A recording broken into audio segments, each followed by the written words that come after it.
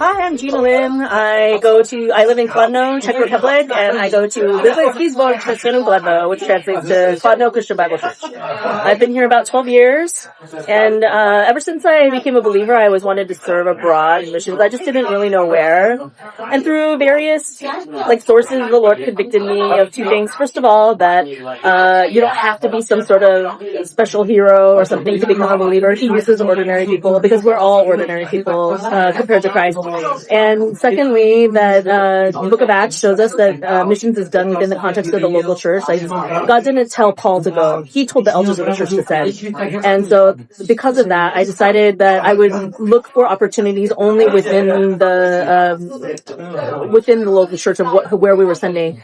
We sent at that time, this is the early 2000s. We were sending to the Czech Republic, we were sending to Mexico, and we were sending to Kazakhstan.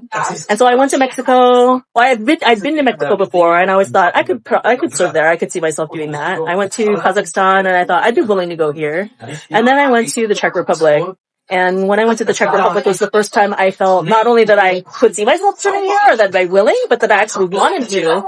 So that started the process of me praying about it. And at first I didn't want to tell anyone because I didn't want to manipulate the situation to kind of force the church to send me. I really wanted it to be clear to me that it was the Lord's will and not just my desire. But I did keep going as there were opportunities to go on summer camp trips, to do English camps and things. And then after some time, after I think maybe 2 years, the Denny family, Marcus and Amy Denny, who had been living here at that point for a year, we were talking, and Amy mentioned that she and Marcus were praying that for someone to be able to come alongside and help, and that they were praying specifically for me to potentially, because they could see my interest. And so that was confirmation that at least I wasn't in it alone, that it wasn't just my idea, that he was maybe convicting other people similarly. And then in 2012, we had a huge church conflict. 2/3 of the body left, and I thought it's going to be another 5 years before we're ready to send anybody. So I was prepared to wait and just continually serve where I was at. But God surprised me in the following year. Our elders, after the conflict kind of settled down, they approached me and this other girl, Julia, and they said,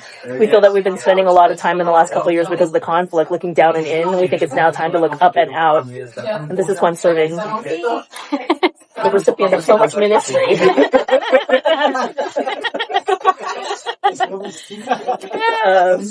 So they said it's time to stop looking down and in and start looking up and out. Remember that the gospel doesn't begin and end at our church, that there's a whole world out there that needs the gospel. And they had been talking to Marcus, and he had asked for help, and he had asked for me and my friend Julia. So in 2014, we moved here.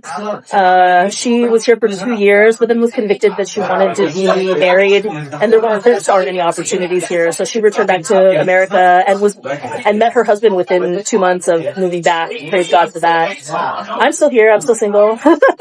That's not an advertisement. Don't get it twisted. But the Lord has been very gracious to provide in so many different ways. There are things I learned here that I never would have learned, I think, if I'd still been back in California. And I'm very grateful for it. And as much people say, it's so encouraging that you would go and serve. I've received so much more than I've given. And everything that I've given has been taken by my sins, but everything I've received has been perfect from God.